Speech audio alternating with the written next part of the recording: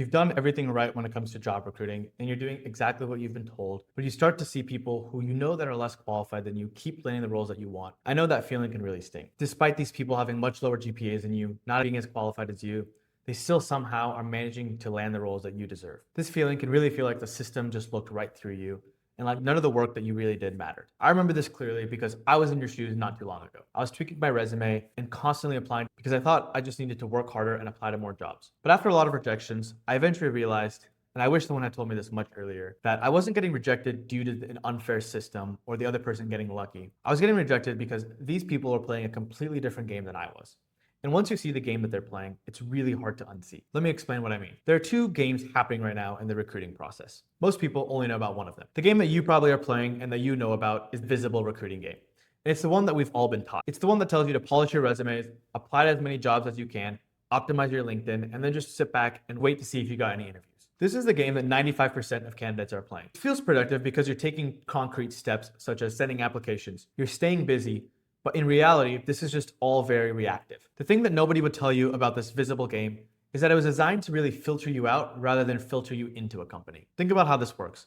A single job posting at a decent company will get hundreds, maybe even thousands of job applicants. Most companies will use an ATS software that filters out keywords and will automatically reject as many people as possible. Then, overworked recruiters will spend no more than 5 seconds on each resume. This entire system exists to simply just eliminate as many people as possible. So then when you go and apply, you're not really even getting a fair chance of being evaluated. You're just being eliminated right off the bat. So when you lose to someone with a worse resume or who hasn't prepared as much as you, it's not because the system failed you. It's because that they weren't even in the system at all. These people were playing the invisible game all along. This is the game that you can't see because you're outside of it. You can only see the results. You see someone who got hired at a firm and you can't really understand how they got that job. Let me tell you how the invisible game actually works. About 80% of jobs are filled through hidden job market. These are from referrals, internal introductions, or conversations that were happening well before job posting ever became public. By the time you see a job listing, there's already a good chance that somebody else is being considered for it. It's pretty much that simple. So to find yourself in the hidden job market, you have to shift your thinking from how do I build a better resume to how do I get in the room before the door is even open. The answer is much simpler than you think, and it's almost annoyingly simple, which is why nobody ever really does it. You can think about this game in 3 different levels, and each one that you do will put you further ahead of people who are playing the normal and visible game. So the first step is to really understand the company. This goes way beyond the surface level, and you have to go deeper than just reading the about page on the company website. Most people can rattle off buzzwords, but in order to truly stand out, you have to really understand the pulse of the company. You have to understand what they're doing right now, what were some of the initiatives that they did last year, and what are the current problems that they face right now. You have to understand the company as if you had been sitting in the quarterly town hall meetings for the past 2 years. You won't have a perfect understanding, but a lot of information can be found on the internet these days. Spend 1 to 2 hours on this and use ChatGPT to get up to speed.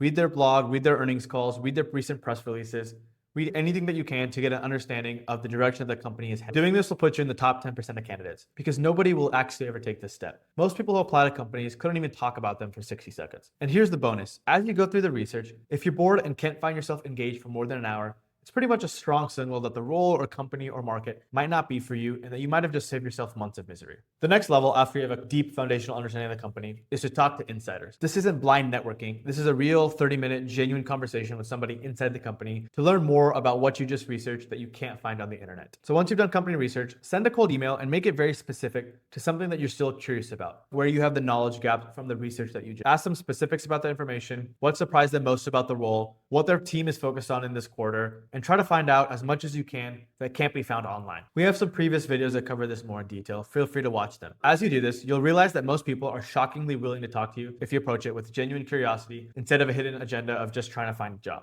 These conversations will give you something no amount of resume polish ever will: insider context. You'll learn the language people use internally and find information that's not available to other candidates. You'll start to uncover things that never make it into job descriptions, and most importantly, you'll develop a relationship and find a true champion who can push you through and make the case to get you hired. So once you've done company research and you've had conversations, the next thing you can do to really stand out is to make a pitch. This is where things get interesting, and if you do this step, you are at the top 1%, and you're doing something that pretty much no one will ever do. So take everything you'd learned, the research, the conversations, and turn it into something tangible. This could be a short pitch, a mock strategy, or a project that shows how you think about the company's problem. This is the part that surprises people the most. What you do doesn't even really have to be good. It doesn't necessarily even have to be right. The pitch can be completely wrong, and the strategy can have a lot of gaps, But that's not the point. The point is that out of hundreds of thousands of applications, you're really only one that actually showed up with real work, not just a resume, but proof that you can think, that you care about the company, and that you can work. And most importantly, that you can execute. When you send a pitch to the company, it's important to frame it as a hypothesis so you don't come off as a no. You can send something like, based off of what I've learned, here's how I would approach X. I'd love to get your feedback. This framing will disarm any fears about being wrong or keep you from coming across like a know-it-all, as we mentioned. Doing a project will put you in the top 1%, and I promise you, if you submit a project like this and have built a relationship and are really driving yourself to work for the company, there's no way you don't get a job. And this pretty much sums up the invisible recruiting game if you play all of the levels. Some people just get into companies because they have connections from their families, or some people are sending cold emails to develop their relationships themselves. The thing that you need to take away is that you're not losing because it's unfair. You're losing because people are playing a completely different recruiting game. The good news is that now you see it too, and you can start changing how you even go about the recruiting process. Once you start seeing things this way, everything will shift for you. You'll stop mass applying randomly and start being very intentional in your job search. You'll stop optimizing your resume for robots and start building real relationships with humans who can actually push you forward. You'll stop hoping to be chosen out of luck and start really making yourself impossible to even ignore. While this is hard work, it will compound. Things you're doing right now will pay dividends years down the line. Every conversation you have leads to 2 more. Every person you impress remembers you when a role opens up. And every pitch you send, even if nothing comes of it immediately, trains you to think like someone who creates opportunities instead of just waits for them. And by doing this work, you're actually developing skills and creating a portfolio of work that will follow you anywhere you go. You go from being one of thousands of anonymous applicants